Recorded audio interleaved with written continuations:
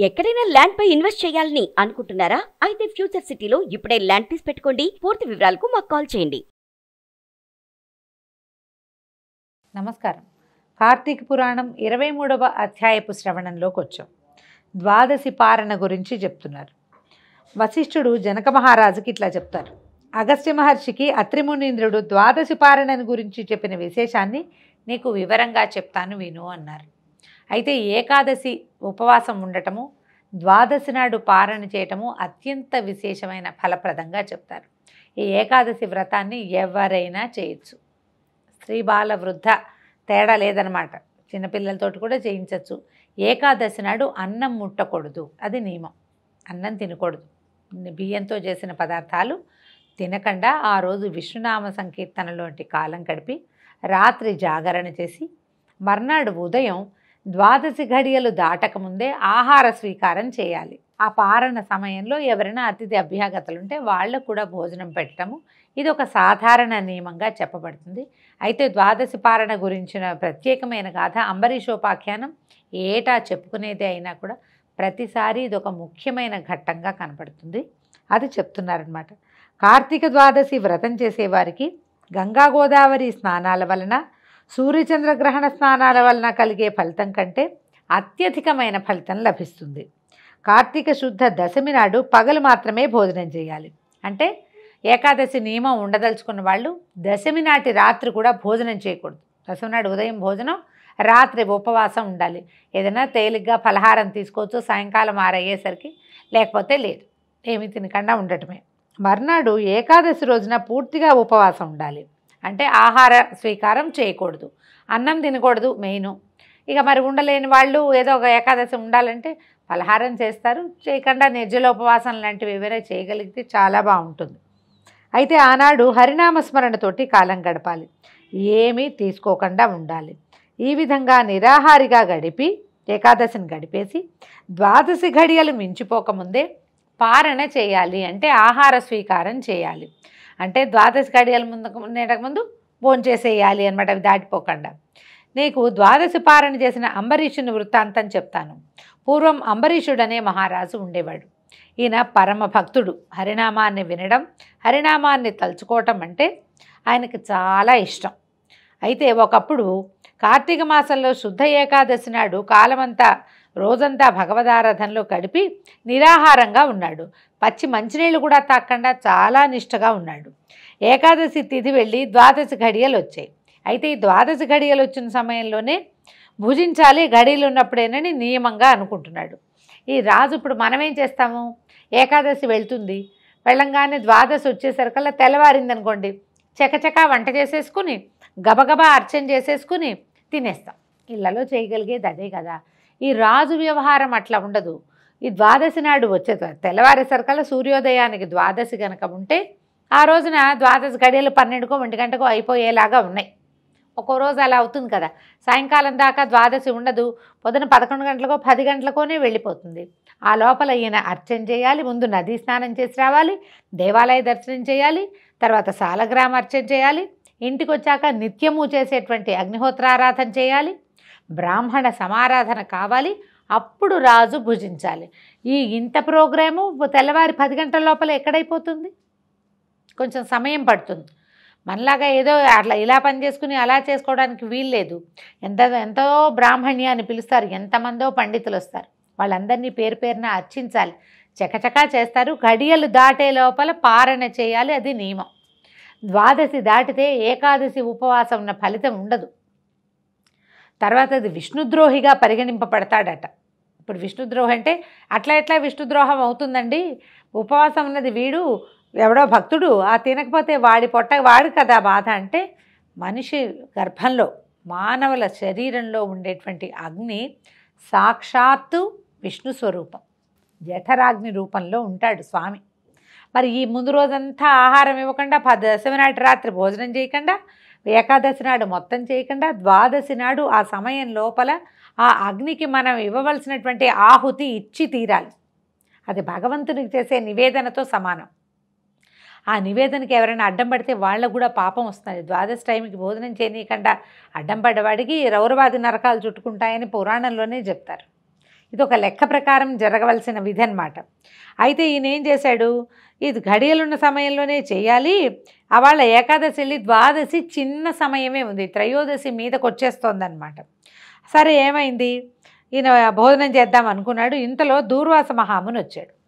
ఈ దూర్వాసుడు అంబరీషుడు ఏం చేశాడు, దూర్వాస మహామునికి ఎవరైనా ఋషులు వాళ్ళు వస్తే వెంటనే వాళ్ళకి అర్ఘ్యపాద్య ఆచమనాలు ఇచ్చి మంచినీళ్ళు ఇవ్వటం, కాళ్ళు కడుక్కునేందుకు నీళ్ళు ఇవ్వటం, తర్వాత ఏదో విధిగా పూజ పాద పూజ చేయటం, తర్వాత కూర్చోబెట్టి అయ్యా ద్వాదశి పారాయణ చేయబోతున్నాను, మీరు కూడా నా సహపంక్తిన స్నానం చేసి రండి, సమారాధనకి రండి, మీరు భోజనం చేయండి అన్నారు. సరే ఏం చేశాడు, దూర్వాసుడు ఒప్పుకొని అంబరీషుడు కోరిక అంగీకరించి నదీ స్నానానికి వెళ్ళొస్తానని నదికి వెళ్ళిపోయాడు. ఈ లోపల మిగిలిన సమారాధన జరుగుతోంది. ఇంతలో ద్వాదశి ఘడియలు వెళ్ళిపోయే ఇది దగ్గర పడింది. దూర్వాస మహాముని ఎప్పటికీ రాలేదు. కానీ ఎంతసేపటికి రాకపోయేసరికల్లా అతిథి అభ్యాగతులు నారాయణ స్వరూపులే. ద్వాదశి ఘడియలు పూర్తి కావస్తున్నాయి. అందువల్ల ఏం చేసి ద్వాదశి పారణ అతిక్రమించకుండా చూసుకోవాలో తెలుసుకుందామని పెద్దలను అడిగాడు అంబరీషుడు. ఈయనకి చూసుకుంటున్నాడు, సమయం అయిపోతోంది. దూర్వాసుడేమో రాడు. మరి ద్వాదశి ఏకాదశి ఉపవాస ఫలితం ఎట్లా లభిస్తుంది, పైగా విష్ణుద్రోహం అవుతుంది కదా. అందుకని ఏం చేశాడు, చుట్టుపక్కల వాళ్ళందరినీ మహర్షులారా ద్వాదశి పారణ అతిక్రమించకూడదు, ఒకవేళ ఇంతకుముందు చేస్తే అలా గనక చేస్తే ఇంతకుముందు చేసిన ద్వాదశి పారణ ఫలితం కూడా పోతుంది. ఇది చూడండి కొత్త అమెండ్మెంట్. ఇవాళ ద్వాదశి పారణ సక్రమంగా ఘడియల్లో చేయకపోతే ఇంతకుముందు నెలలో చేసిన ద్వాదశి పారణ ఫలితం కూడా పోతుందట. ఇది కూడా ఉంది ఒకటి. మరి దూర్వాసుడు అతిథిగా వచ్చాడు, ఆయన్ని సహపంక్తిని భోజనానికి రమ్మని పిలిచాను. అతిథికి పెట్టకుండా తినడం యజమాని ధర్మం కాదు, అందులోనూ ఇది ద్వాదశి పారణ పుణ్యకాలము, ఇటువంటి పవిత్ర సమయంలో అనాచారం చేయకూడదు. దూర్వాసుడు నది నుంచి రాలేదు, ద్వాదశి ఘడియలు సమాప్తం అయిపోతూ ఉండటం వల్ల ఇప్పుడు నేను ఏం చేయాలో మీరు సూచించండి అని అడిగేసరికల్లా దూర్వాసుడు అనుకోకుండా వచ్చిన అతిథుల్లోనూ అన్నార్తులలోనూ కార్తీక ద్వాదశి పారణలోనూ పరమేశ్వరుడు అగ్ని రూపంలో ఉంటాడని వేదం చెప్తోంది. చూడండి, అతిథి అభ్యాగతుల గర్భస్థుడుగా ఉన్నటువంటి అగ్ని, ద్వాదశి పారణలో సంతోషపడేటువంటి అగ్ని, 3 అగ్ని స్వరూపాల్లోనూ పరమేశ్వరుడు కొలువై ఉంటాడు. జఠరాగ్ని రూపంలో ఉన్నటువంటి అగ్ని ప్రాణవాయువు వల్ల ప్రజ్వలింపజేయబడుతుంది. అప్పుడే మనకి ఆకలి కలుగుతుంది. జీవుడు స్వీకరించేటువంటి భక్ష్య భోజ్య చోష్యలేఖ్య రూపమైన ఆహారాన్ని అగ్ని ఆరగిస్తున్నాడు. కనుకనే ఇంటికి వచ్చిన అభ్యాగతి శూద్రుడైనా చండాలుడైనా అతన్ని విడిచిపెట్టి తినకూడదు. నిత్యాగ్నిహోత్రుడు, పరమ నిష్ఠాగరిష్ఠుడు, యోగీశ్వరుడు, విశేష విప్రుడైనటువంటి దూర్వాసుడే అతిథిగా వచ్చాడు. అతని కాదని ముందు భోజనం చేయటం వల్ల ఆయురారోగ్యాలు కీర్తి ప్రతిష్టలు తొలగిపోతాయి.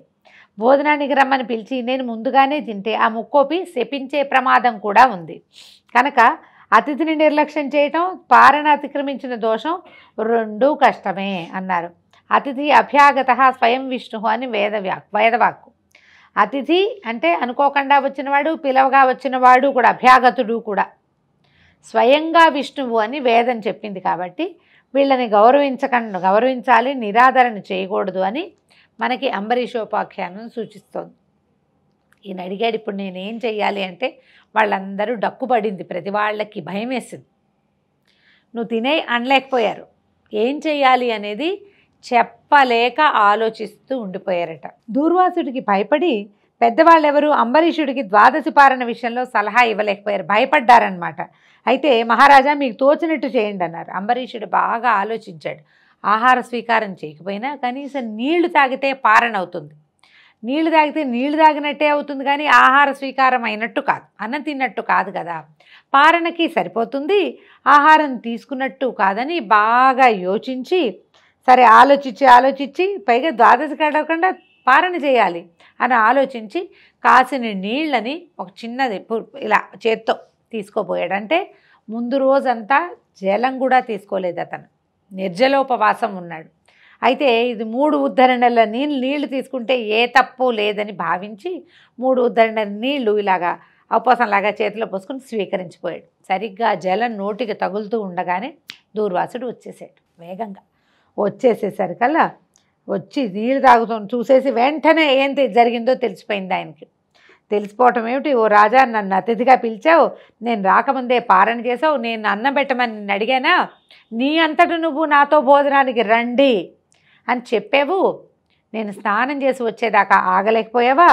నేను రాకముందే పారణ చేసి అవమానించావు, నువ్వు ద్రోహివి, అతిథి అభ్యాగతులంటే గౌరవ మర్యాదలు లేని మూర్ఖుడివి, అతిథికి పెట్టకుండా తింటే మలం తినడంతో సమానమని నీకు తెలీదా? ఇంతగా అవమానిస్తావా? నన్నింతగా అవమానించిన వాడివి అసలు నువ్వు శ్రీహరి భక్తుడివేనా అన్నాడు. విప్రుని అవమానించిన వాడిని శ్రీ మహావిష్ణువు ఒప్పుకుంటాడా? పాపి, నేనే ఒక గొప్ప శ్రీహరి భక్తుడని నీకు గర్వము, ఆ గర్వంతో నన్ను నిర్లక్ష్యం చేశావు, అవమానించావని నోటికొచ్చిన మాటలన్నీ అన్నాడు. ఇక ఎన్ని మాటలు అన్నాడో, ఎంత తిట్టాడో, ఎంత అరిచాడో. అరిచి ఏం చేశాడట? 2 భాగాలుగా చెప్తారండి. ఏం చేశాడు? తన జటలలోంచి ఒక జటని పెరికి కృత్య అనే ఒక రాక్షసిని సృష్టించాడట. ఒక భూతం. ఆ కృత్యని అంబరీషుడి మీదకి పంపకం చేశాడు. అంబరీషుడి మీదకి పంపించాడు. వీడిని సంహరించు, వీడు పాపి, హరిభక్తుడు కాదు, నన్ను భోజనానికి పిలిచి నన్ను అవమానించాడు అని. దాంతోపాటుగా ఇలా ఈయనంత గట్టిగా అరిచి కేకలు పెట్టి ఈ నిప్పులు రూతూ వస్తున్న కృత్యం చూసి ఈ అంబరీషుడు కోపం దుర్వాసుడు కోపం చూసిన అంబరీషుడు గడగడ వణికిపోతూ పాదాల మీద పడ్డాడు. పడి క్షమించమని అడుగుతూ ఉండగానే ఏమన్నాడంటే, నేను నీకు తగిన శాపం తప్పిస్తే నీకు సరైన జ్ఞానం కలగదు అని చెప్పి ఒక్క తన్ను తన్నాడట. తలని తన్ని ఏం చెప్పాడు? నీకు జ్ఞానం, నువ్వు చేపగా, తాబేలుగా, పందిగా, వికృతమైన ఆకారం కలవాడిగా, మరుగుజ్జువాడిగా, క్రూరుడిగా, మూఢుడైన క్షత్రియుడిగా, రాజ్యం లేని రాజుగా, పాషండునిగా, దయలేని బ్రాహ్మణుడిగా 10 జన్మలెత్తి ఈ అవమానానికి కలిగిన పాపాన్ని అనుభవిస్తావు అని అంబరీషుణ్ణి శపించాడు. కృత్య వచ్చింది, అంబరీషుణ్ణి శపించాడు. శపించి భయంతో వణికిపోతున్నటువంటి అంబరీషుణ్ణి అనుభవిస్తానని చెప్పు అని చెప్పి అనుభవిస్తానని అనిపించాడు దూర్వాసుడు. ఇంతలో కృత్య అతని అంబరీషుడి మీదకి వచ్చేసేసరికల్లా అప్పటిదాకా ఒక ప్రతిమా స్వరూపంగా విష్ణు స్వరూపాన్ని ఈయన ఆరాధన చేస్తున్నాడు. అది పూజా మందిరం. పెద్ద పీట మీద, ఆసనం మీద రకరకాల విష్ణు స్వరూపాలు అర్చనకి ఉంచబడ్డాయి. అందులో విష్ణువు యొక్క ఆయుధమైనటువంటి చక్రాయుధము ఒక చిన్న మన రాగి రేకు మీద చిత్రించబడి ఉండి పూజార్హంగా పెట్టబడిందనమాట. పూజలో పెట్టబడింది. ఎప్పుడైతే ఈ అంబరీషుడి మీదకి ఈ కృత్య వచ్చిందో వెంటనే దీని రూపంలో ఒక రాగి రేకు, బంగారు రేకు మీద రేఖామాత్రంగా చేయబడినటువంటి సుదర్శన చక్రం ఒక్కసారి ప్రాణం ఉన్నట్టుగా పైకి లేచేసినట్టు అందులోంచి చక్రము ఆవేశానికి లోనయ్యి బయటికి వచ్చేసినట్ట. రేకులోంచి బయటికి వచ్చినటువంటి సుదర్శన చక్రం ఏం చేసిందో రేపు ఉదయం పారాయణలో తెలుసుకుందాం. నమస్కారం.